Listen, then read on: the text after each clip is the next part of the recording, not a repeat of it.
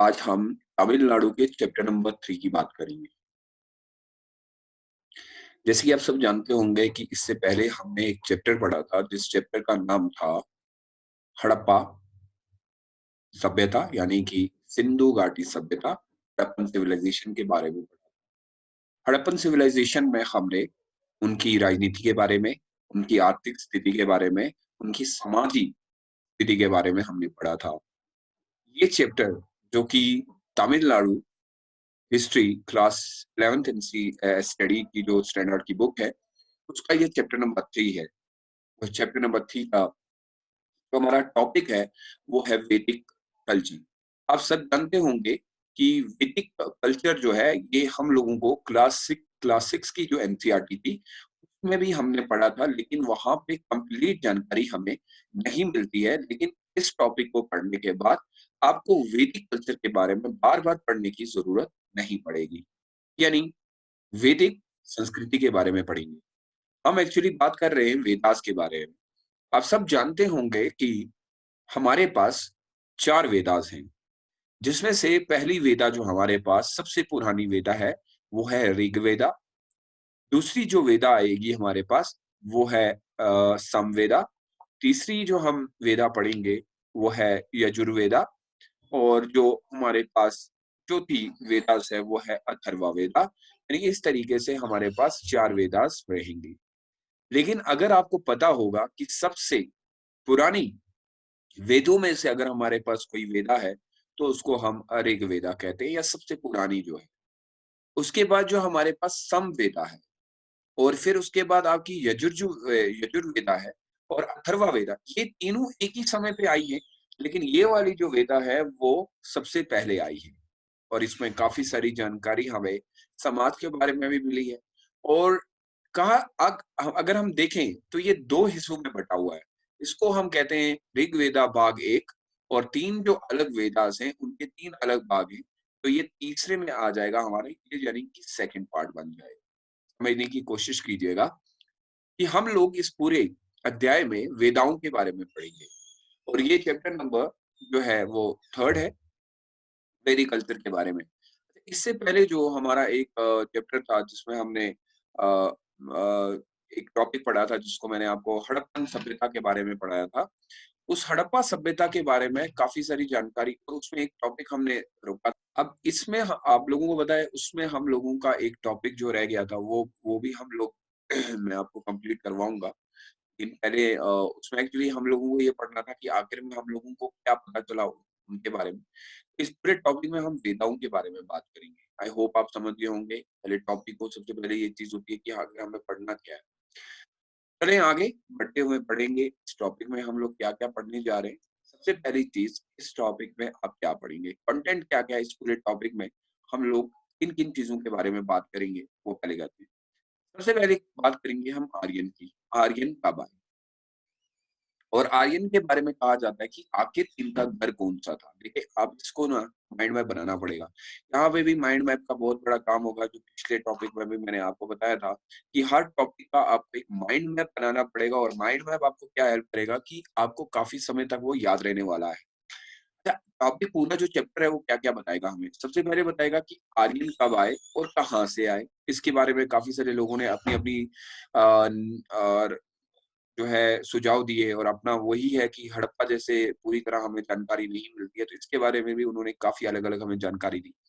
दूसरा हम यहाँ पे पढ़ेंगे किताबों के बारे में, वैदिक लिटरेचर और उनका क्या महत्व है आज के दौर में भी और पहले भी क्या था। ऋग्वेदा के बारे में और उसकी जो सभ्यता है, उसके बारे में बताएँ क्योंकि ऋग्वेदा सबसे पहले आई है। और फिर क्या हुआ बाकी की 3 वेदास बच जाती हैं, जिसमें हम समवेदा की बात करेंगे, यजुर्वेदा की बात करेंगे और फिर लास्ट पे अथर्वा वेदा की बात करेंगे। यही 3 वेदास हैं जिनके बारे में हमें बात करनी है, क्योंकि ऋग्वेदा के साथ तो हम अलग करेंगे। तो ये पूरा चैप्टर आपको समझ आ जाना चाहिए कि आखिर हमें इस पूरे चैप्टर में क्या पढ़ना है। तो एक हो गया ऋग्वेदा, एक हो गया समवेदा, एक हो गया यजुर्वेदा और एक हो गया आपका अथर्वा वेदा। अरे तो आपको 4 वेदास के बारे में पता होना चाहिए।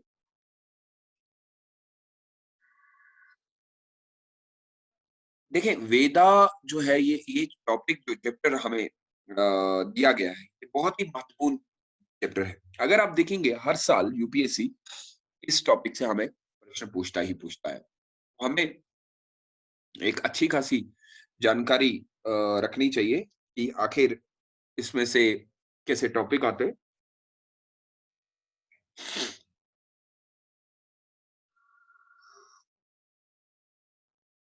तो चलिए शुरू करते हैं कि पहला टॉपिक हम पढ़ने की कोशिश करेंगे। बस उसको बहुत अच्छे से समझने की भी ज़रूरत है।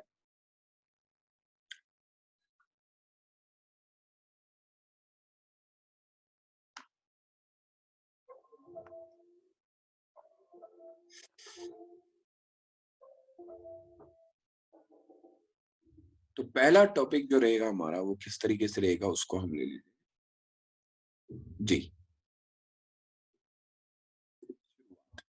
शुरुआत आप यहाँ से करेंगे कि कल भी हम लोगों ने जब हड़प्पा सभ्यता के बारे में पढ़ा था, तो मैंने हड़प्पा सभ्यता के बारे में आपको ये कहा था, हड़प्पा सभ्यता का जो पतन हुआ है वो कैसे हुआ? हड़प्पा सभ्यता के बारे में अभी तक हमें पूरा पता नहीं है कि आखिर इनका पतन कैसे हुआ? कैसे ये खत्म हो गए और कारण क्या-क्या थे? लेकिन जहाँ तक हमने अलग-अलग जो है जानकारी हमें मिली और अलग-अलग लोगों ने हमें जो जानकारी दी, उस आधार पे हम कहते हैं कि हड़प्पा का जो है पतन हुआ था वो 1500 बीसी तक हो चुका था और उसके बाद क्योंकि उनकी आर्थिक स्थिति और उनका जो वहाँ पे कार्यकाल था वो बहुत ही स्लो हो चुका था, यानी एक किस्म से खत्म हो चुका था। तो अब एक समय ऐसा आ चुका था कि आखिर अब कोई एक हमने एक थ्योरी भी पढ़ी थी, आपको याद होगा, जिस थ्योरी में हमने पढ़ा था कि असल में जो है हड़प्पा को खत्म करने के पीछे सबसे बड़ा हाथ जो था, वो आर्यन का था। अब देखिए, यहाँ पे ये वाला पॉइंट हमारे लिए बहुत इम्पोर्टेंट है, बहुत ज़्यादा इम्पोर्टेंट है कि यहाँ पे ये कहता है कि जो इंडो आर्यन लैंग्वेज है, जो भाषा बोली जाती है, जिसमें संस्कृति जो है, संस्कृत लैंग्वेज जो है, वो इंडो आर्यन लैंग्वेज कहा गया है। वो हमारे हिंदुस्तान में नॉर्थ साइड से north west India from the Indo Aryan region, वो इंडिया में जो आए, वो नॉर्थ वेस्ट इंडिया में जो आए, उनका आना जो है वो कहाँ से आए हैं? ईरानियन और रीजन है उनका।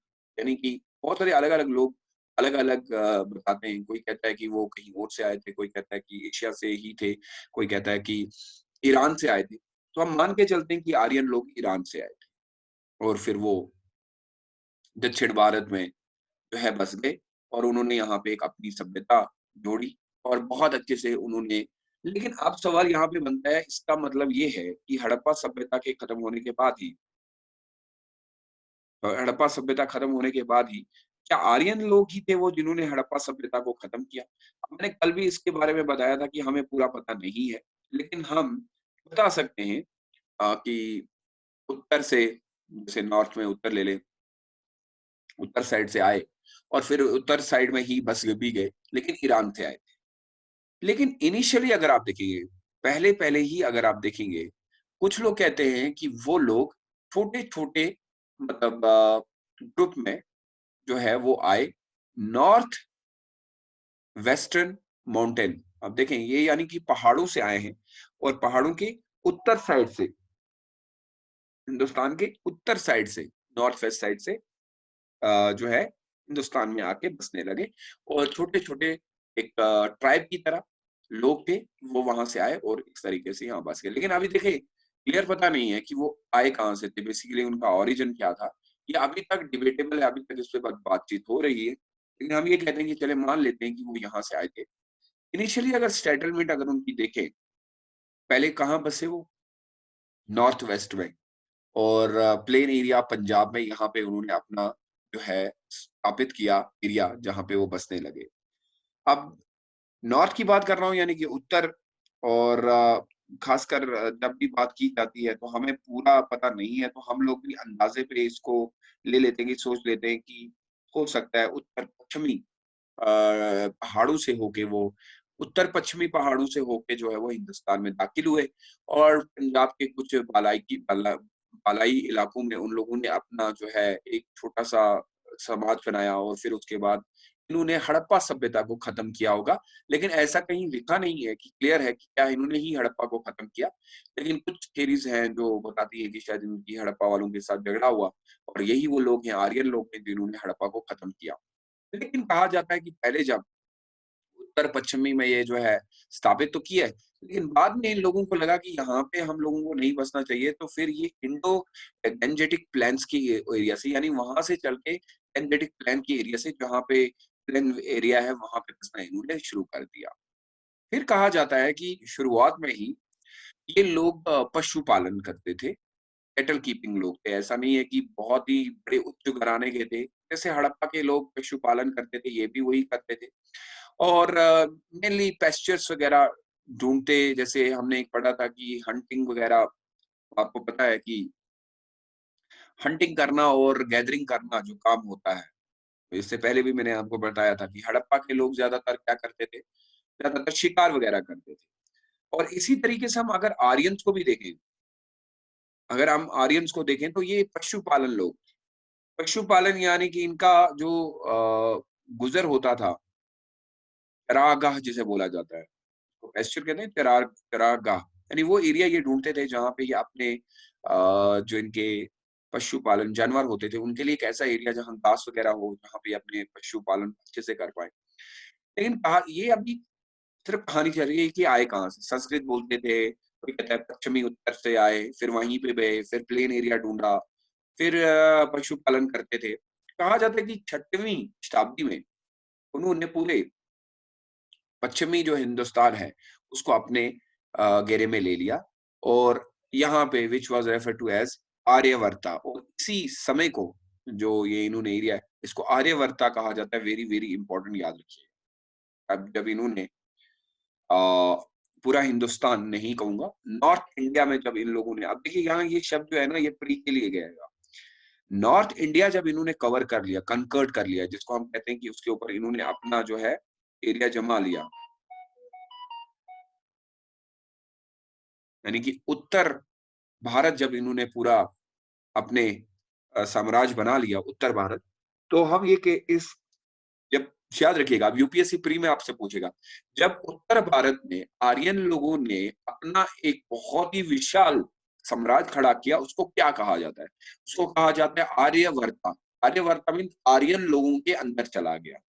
जैसे टॉपिक हमने पढ़ा था कि अंग्रेजों के अंदर भारत कैसे चला गया, तो ईस्ट इंडिया कंपनी कॉन्क्वेस्ट हो गया।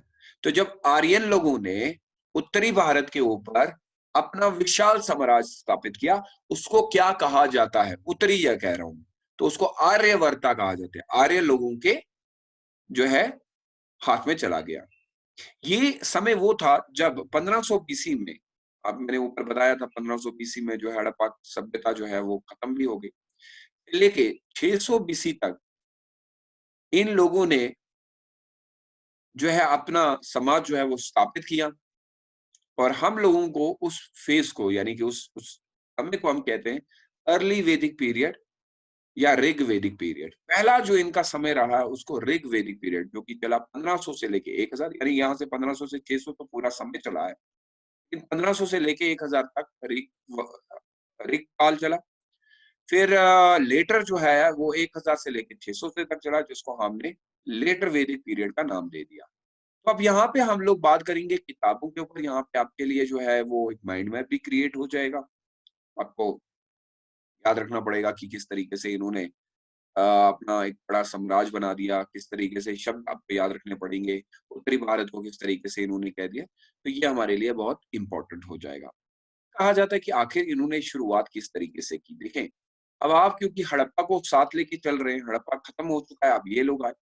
अब यहाँ पे भी हम ये बात करना चाहेंगे कि आखिर ये आए कहाँ से? तो कहा जाता है कि आर्यन लोगों का जो आना था, जो आर्यन लोग यहाँ पे आए हैं, उसके मुख्य जो एरियाज़ हैं, कोई कहता है कि आर्यन जो है वो कहाँ से आए, इसका कोई अभी तक हमारे पास पुख्ता, यानी कि हम ये कह सकते हैं सटीक जवाब नहीं है।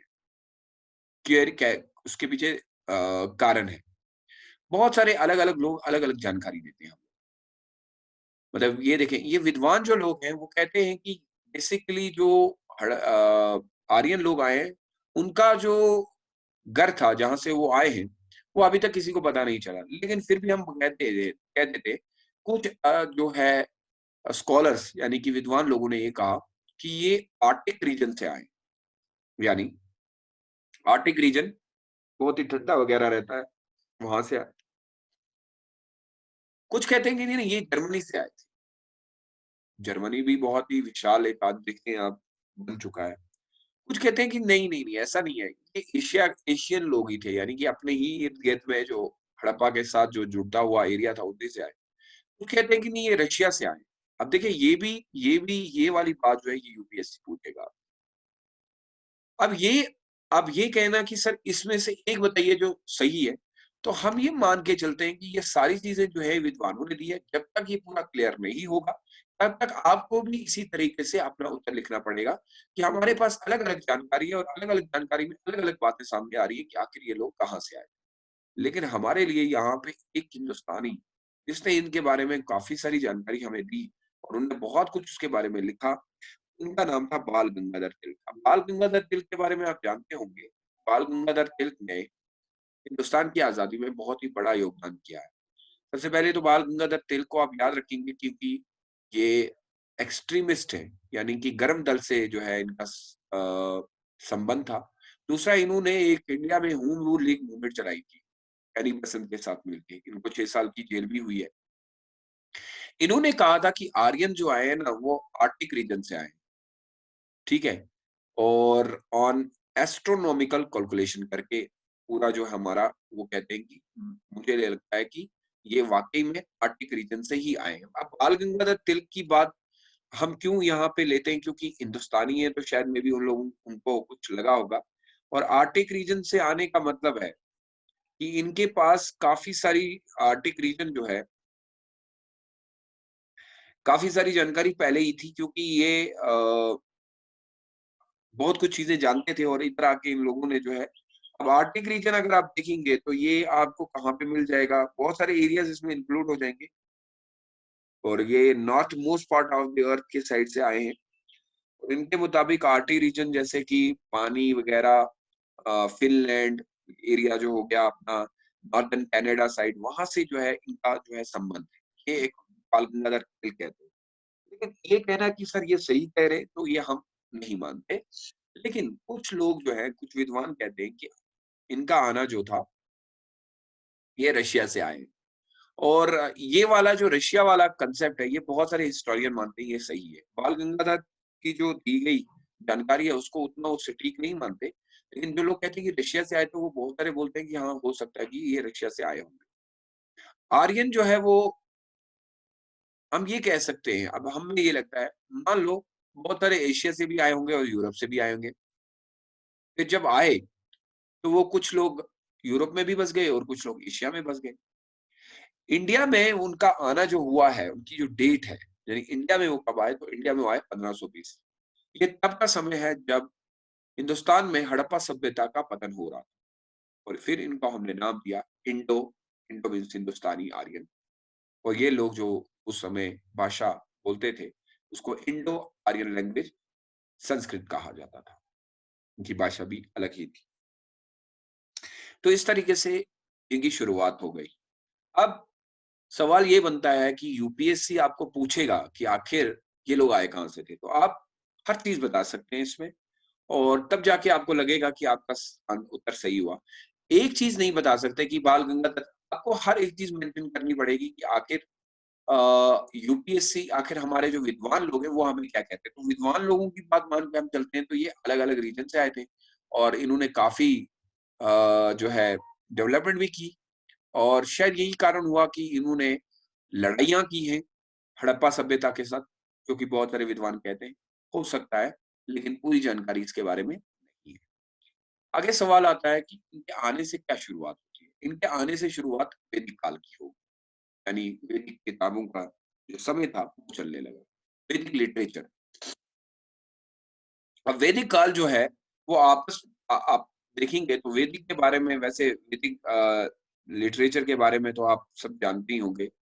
और मुझे उम्मीद है कि इससे पहले भी आपने ये सब सुना होगा और क्लास 6 एनसीईआरटी में भी है।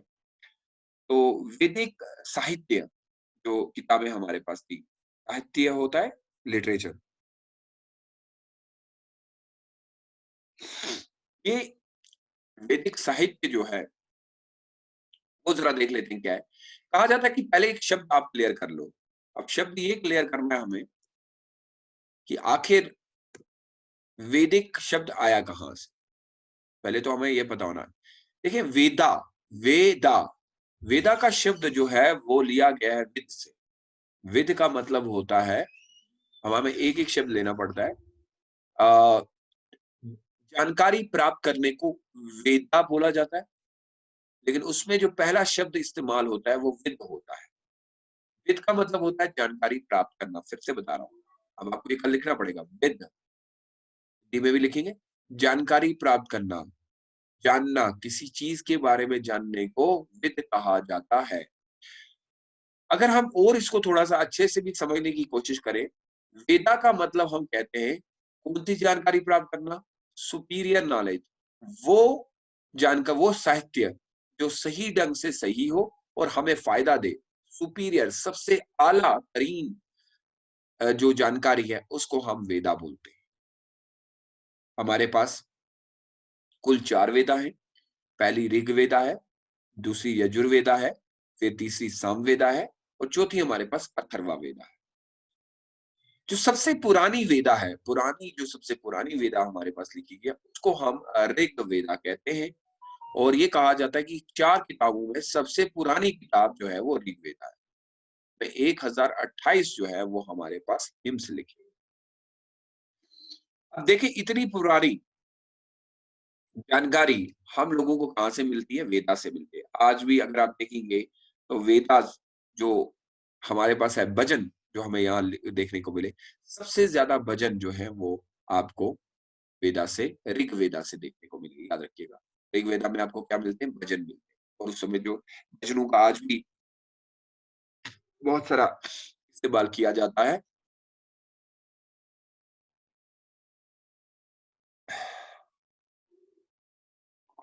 इसका मतलब है भजन जो है, उनकी जानकारी हमें ऋग्वेदा से प्राप्त हुई। अगर हम भजन देखें, तो भजन ज्यादातर जो है भगवान के लिए, भगवान को खुश करने के लिए गाए जाते हैं और अक्सर मंदिरों में हम लोगों को ऐसे भजन सुनने को मिलते हैं। का मतलब है कि शुरुआती भजन जो है वो ऋग्वेदा से लिए गए।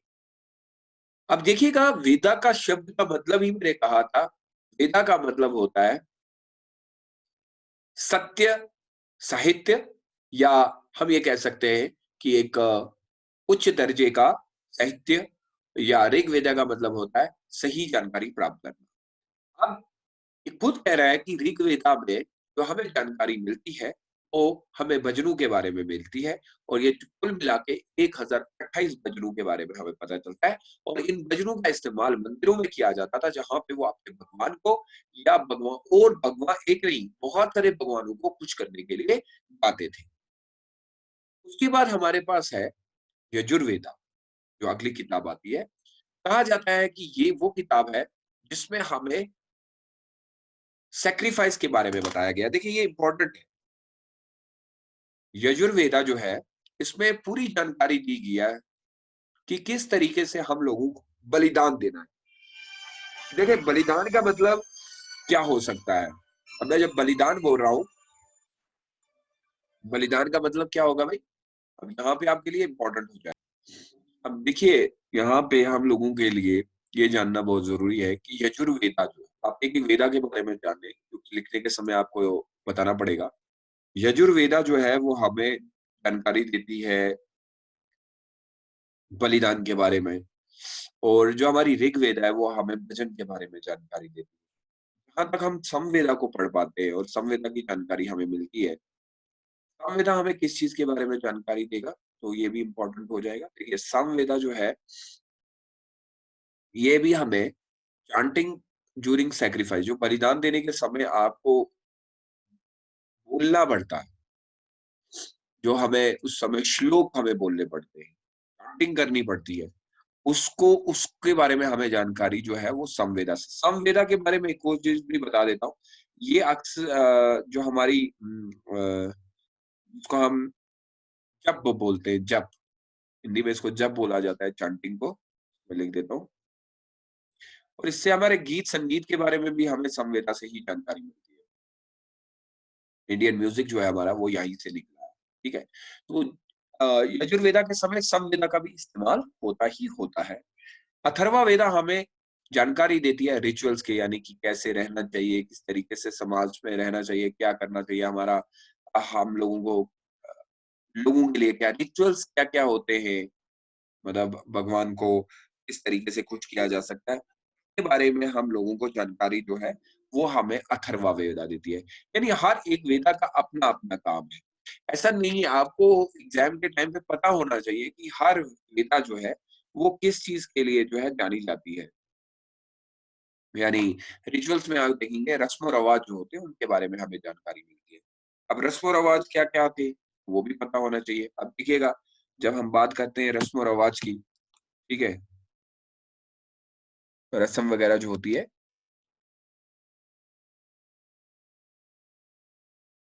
रिवाज जो होते हैं, उनके बारे में हमें जानकारी देती है।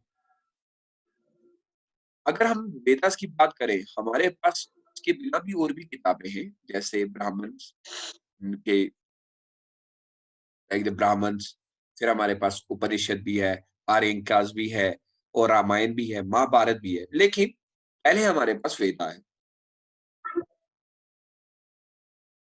ठीक है? अगर हम अब एक-एक किताब की बात भी करेंगे, तो ब्राह्मण जो है, ये हमें जानकारी देती है प्रेयर के बारे में। और जब कोई एक बड़ा ही भगवान के ऊपर प्रसाद वगैरह चढ़ाना या भगवान के बारे में कुछ कहना, उस समय इस किताब का इस्तेमाल किया जाता है। उपनिषद एक साहित्य है जो हमें जानकारी देती है हमारे जो सोल होता है, यानी आत्माओं के बारे में। कैसे ये आया, किस तरीके से हम इस दुनिया में आए और ये दुनिया कैसे बनी। आर्यका जो है वो उनको कहा गया फॉरेस्ट बुक, यानी जंगलों की किताब, क्योंकि ये जो ऋषि वगैरह होते थे, इनको जंगलों में ही लिखते थे और वो ज़्यादातर बताते हैं कि किस तरीके से हम लोगों को ये रस्म-रिवाज करने चाहिए, किस तरीके से यज्ञ करना चाहिए, किस तरीके से बलिदान देने चाहिए। रामायण जो रामायण के ऑथर है, वो थे वाल्मीकि और महाभारत के वाज़ व्यासर। ये जो है इन्होंने लिखे। तो रामायण हो और महाभारत, इनमें भी हम लोगों को काफ़ी सारी जानकारी जो है, ये जो काफ़ी सारे जो चीज़ें गुज़री हैं, उनके बारे में हमें मिलती है। इस तरीके से आपको ये याद रखना पड़ेगा कि आखिर वेदा से और आखिर वेदा की 4 किताबें किन-किन चीज़ों के बारे में हमें जानकारी देती हैं।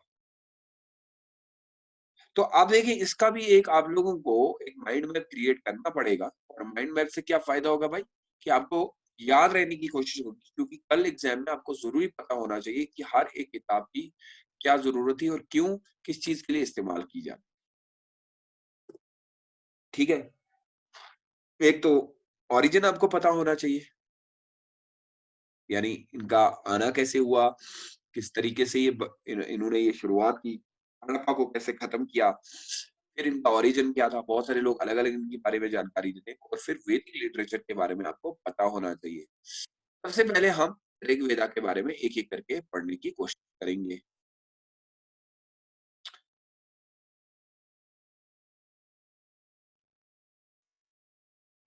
ठीक है? देखिए, ऋग्वेदा की शुरुआत की पहले सबसे पहली चीज़ आपको ये याद रखनी है, वो इसकी डेट याद। भाई 1500 से लेके 1000 बीसी तक इसकी में रहा।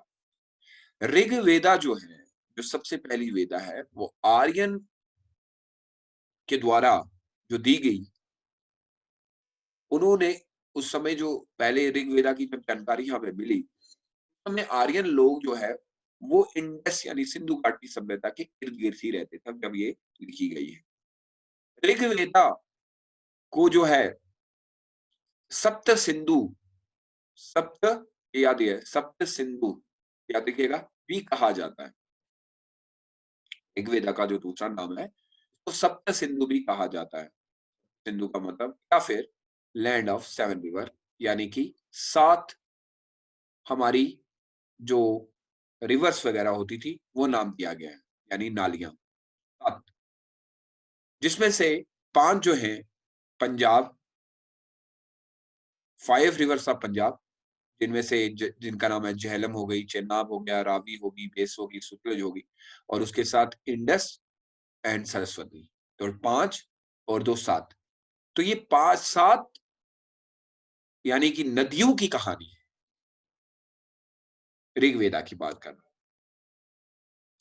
ऋग्वेदा हमें राजनीति, समाजी और उनकी संस्कृति के बारे में बताती है कि आखिर वो लोग किस तरीके से रहते थे, और ये हमें जानकारी प्राप्त होती है उनके वचनों से जो ऋग्वेदा में लिखे गए। यानी कि वो वचन हमें बताते हैं कि आखिर ये लोग किस तरीके से। तो ऋग्वेद एक पूरी, हम ये कह सकते हैं कि ऐसी किताब जो हमें बहुत ज़्यादा जानकारी देती है उनके बारे में, बहुत ज़्यादा।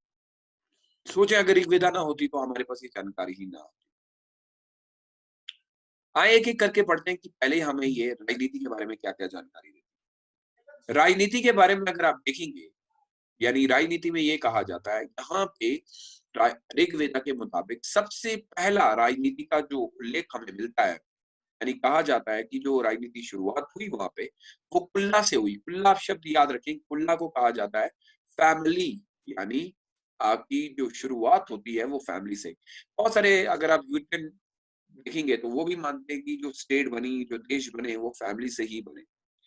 अब अगर मैं बात करता हूँ, परिवार की बात करता हूँ, खुला का मतलब होता है परिवार, हिंदी में इसको परिवार कहेंगे। तो हम ये मानते हैं कि शुरुआत जो हुई है हमारे इसकी राजनीति की, वो परिवार से शुरू हुई। ये कौन हमें कहते हैं? ये ऋग्वेदा कहते हैं। और बहुत सारे लोग मानते भी हैं कि परिवार जुड़े होंगे, एक परिवार, दूसरे परिवार, दूसरा परिवार, तीसरे परिवार के साथ जुड़ा होगा, और फिर इस तरीके से उन्होंने एक समाज को और एक एक बहुत ही बड़ी राजनीति को जन्म दिया। जब बहुत सारे समाज जुड़ गए, तो उन्होंने मतलब रिश्तेदारी में, यानी कि मैं कह सकता हूँ कि जो मेरे रिलेटिव है, मेरे नेबर्स हैं, हम सब जुड़े और उनमें फिर उन्होंने एक गाँव बना दिया, और उस गाँव को जो है ग्रामा नाम दिया गया। अब यहाँ पे कुल्ला भी बना, कुल्ला के बाद ग्रामा बना। ये कहाँ पे लिखा है? ये वेदा में लिखा है। तो देखिए कि एक परिवार से हम एक गाँव में बसने लगे, और फिर इन्होंने ग्रामा का जो गाँव था, उसका एक जो नियुक्त किया गया बड़ा इंसान जो चुना, उसको चुनने के बाद इन्होंने क्या कहा? इन्होंने कहा कि हमें यहाँ पे एक लीडर जो कि आज हमें, तो परिवार बना, परिवार से ग्रामा बना, ग्रामा से हम लोगों ने वहाँ पे एक ग्रामानी, यानी वहाँ का जो बड़ा नियुक्त किया जाता है, उनको चुना, और वो हमारा लीडर बन गया। ये ऋग्वेदा में लिखा हुआ है। तो इसका मतलब है कि हिंदुस्तान की राजनीति में पहले से ही परिवारों का जो उल्लेख मिलता है, वो ऋग्वेदा से मिलता है। और ये गाँव जो बने हैं, जो आज भी हम बहुत महत्वपूर्ण कहते हैं कि असल में जो राजनीति शुरू होती है ना, वो गाँव से शुरू होती है। जब बहुत सारे गाँव एक जगह जमा हो गए। अब देखिए पहले परिवार थे, बहुत सारे परिवारों ने गाँव बनाया, गाँव का एक नियुक्त किया गया, ग्रामानी जिसे बोला जाता था। और फिर जब बहुत सारे गाँव बसे और वो गाँव एक हो गए, जो बहुत बड़े-बड़े group of village constitute large unit, जो बड़े-बड़े गाँव, उन उन सबको हमने एक नाम दिया जिसको विश्व कहा जाता है। बहुत इंपॉर्टेंट शब्द है, ये याद रखिए। और इसका हेड जो है विश्वपति रखा गया। अब ग्रामैनी जो है वो छोटा हो गया, विश्वपति आप मान लीजिए आज का चीफ मिनिस्टर टाइप हम कह सकते हैं। जो हाईएस्ट जो रैंक दी जाती थी राजनीति में, पॉलिटिकल यूनिट, यानी इनसे बड़ा, वो होता था ट्राइब, यानी पूरे ट्राइब का बड़ा, एक जनजाति का बड़ा जो है पूरे ट्राइब का, तो उस तरीके से यहाँ पे एक ट्राइब बना दिया गया। ठीक है? ये वाला जाना, जो उसकी कॉल्ड जाना बोला जाता था, ट्राइब भी बोलते हैं। और ये political unit, highest political unit. फिर बहुत सारे ट्राइबल किंगडम जो होते थे, बहुत सारे, जब ये ट्राइबल भी आपस में जुड़ गए, ऋग्वेदा पीरियड सच एज़, हमें ड्यूरिंग द ऋग्वेदा पीरियड हमें इसको कहा जाता है भारतसास, मत्स्यसास, युद्धसास एंड पुरसास। यानी इस तरीके से हम ये कह सकते हैं कि ये राजनीति की शुरुआत हुई, और इसकी जानकारी हमें ऋग्वेदा से देखने को मिली। तो ये आज क्लियर हो गया। जब हम यूरोप की बात करते हैं, यूरोप के लोग आज भी मानते हैं कि आखिर राजनीति की शुरुआत हुई कैसे होगी? लेकिन उनकी जब हम हिस्ट्री पढ़ते हैं और वहाँ पे हम लोगों को अलग-अलग, एरिस्टोटल हो गए, प्लेटो हो गए, हॉब्स हो गए, वो अलग-अलग जानकारी देते हैं। लेकिन जब हम ऋग्वेदा पढ़ते हैं तो हमें ये समझ में आता है कि परिवारों का जुटना, एक होना, गाँव को जन्म देना और गाँव में ग्रामीणी बनाना, और गाँव के बहुत सारे गाँव जुड़ के एक विश्वपति को जन्म देना, शायद हम मानते हैं कि यहीं पे राजनीति की शुरुआत हुई, और ये ऋग्वेदा में बहुत अच्छे से लिखा है। और इसकी शुरुआत 1500 से लेके 1000 बीसी तक हुई, और आज भी हम मानते हैं कि डेफ़िनेटली इस तरीके से ही वहाँ पे गाँव बसे होंगे और राजनीति की शुरुआत। और उसके बाद हमें पता चलता है कि जो इम्पोर्टेंट पार्ट है, वो है हमारा, कि जो हेड हुआ करता था ऋग्वेदा में, जो हेड होता था, जिसको हम किंगडम कहते हैं, उसको राजन कहा जाता था या किंग कहा जाता था। हेड ऑफ द किंगडम जो होता था, पूरे इलाके का बड़ा जो है, उसको राजन या किंग बादशाह कहा जाता था। ऋग्वेदा के मुताबिक जो हमारी राजनीति रही है, जो ऋग्वेदा के मुताबिक हमारी राजनीति रही है, वो ऋग्वेदा के मुताबिक जो हमारी राजनीति रही है, वो ज़्यादातर मोनार्कियल रही है। मोनार्की हम ये कह सकते हैं, बादशाह जो हुआ करते थे। वो ये हेरिडिटी थी, यानी कि मेरा बेटा, फिर उसके बाद जो है वो मेरा बेटा, सारे जो है वैसे ही बना कर। किंग तो जो असिस्ट करते थे, उस समय चलाते थे, उनको हम ज़्यादातर जो है पुरोहिता या प्रीस्ट कहते हैं, जो उस समय ज्ञान वगैरह जिनके पास होता था। और सेनानी होते थे, जिनको हम कमांडर कहते हैं आर्मी के, वो हुआ करते थे। यहाँ पे 2 मेन पॉवर पॉपुलर बॉडीज़ होती थी, या तो सभा होती थी या समिति होती थी। और जैसे आज भी आपने देखा होगा, लोकसभा और राज्यसभा। तो इस तरीके से यहाँ पे मसलों को हल किया जाता है। और यहाँ पे ज़्यादातर जो इन सभा और समिति में चुने जाते थे, और जो काउंसिल होती थी, वो एल्डर होते थे, बड़े लोग होते थे, जिनके पास छोटे लोगों को नहीं बनाया जाता था, यानी कि जिनके पास थोड़ी बहुत जानकारी हो। और बहुत सारे लोग, जनरली असेंबली जो है एंटायर पीपल की होती थी। इस समय असेंबली का समय, असेंबली के बारे में भी हम लोगों के पास पहले से ही जानकारी थी, ये नई बात नहीं। अगर हम समाजी बात करें ऋग्वेदा के दौरान जो उस समय की फैमिली होती थी, वो बाप के नाम से ही जानी जाती थी, और आजकल भी ऐसा सिस्टम चलता है, पैट्रियार्कल फैमिली, यानी कि बाप के ही हाथ में, यानी कि कुछ जो है परिवार के तौर पे देखा जाता था। और बेसिक यूनिट सोसाइटी का जो था, वो ग्राम था। पहले वाज़ फैमिली, और गाँव में रहते थे, यूनिट स्टार्ट होता था। हेड ऑफ द फैमिली जो है वो गृहपति होता था, घर को चलाने वाला। और यहाँ पे ज़्यादातर जो मोनोगैमी होती थी, मोनोगैमी जनरली प्रैक्टिस होती थी। और मोनोगैमी मतलब एक पति और एक पत्नी। और फिर व्हाइल पोलोगैमी भी, कुछ जो बड़े-बड़े लोग होते थे, वो एक से ज़्यादा शादियाँ भी करते थे। और जो महिला होती थी, उसको घर का सारे काम करने पड़ते थे, और उसको ध्यान रखना पड़ता था कि सारे लोग खाना-पीना पार्टिसिपेट करते हैं, मेजर सेरेमनीज़ जो होती है, उनके ऊपर उनका ध्यान रहना चाहिए। तो आज भी वैसे हम लोगों को इस टाइप की सोसाइटी देखने को मिलती है। चलिए इसके बारे में आगे बढ़ेंगे। आई होप कि जो मैंने आपको बताया वो आपको समझ में आया होगा। और कल आगे की सामाजिक बातें करेंगे, वैदिक काल के बारे में। और एक और बताना चाहता हूँ बात, कि आपको इसका जल्दी पीडीएफ जो है हिंदी में मिल जाएगा। प्लीज़ इसका एक माइंड मैप बनाइए और ज़रूर मुझे भेजिएगा। ये बहुत ही सिंपल टॉपिक है, इतना टफ है नहीं, लेकिन कुछ ऐसे वर्ड्स हैं जो बहुत इम्पोर्टेंट है। आई होप आज की क्लास आपको बहुत ज़्यादा पसंद आई होगी। आज हमने वैदिक काल के बारे में बात की, किस तरीके का समाज था। अभी हम वैदिक पढ़ रहे हैं, ऋग्वेदा के बारे में पढ़िए। ऋग्वेदा पूरी तरह से जोड़ेंगे कि आखिर राजनीति कैसी थी, सामाजिक किस तरीके से थे। राजनीति तो वैसे पढ़ लिया, और उसके बाद आर्थिक स्थिति क्या थी उनकी। वुमेन जो महिलाएँ थी, उनका क्या रोल था, किस तरीके से पूजा वगैरह की जाती थी, धार्मिक लोग कितने थे, इन सब के बारे में बात करेंगे कल। तब तक रखिए अपना ख्याल और मुझे दीजिए इजाज़त। बाय।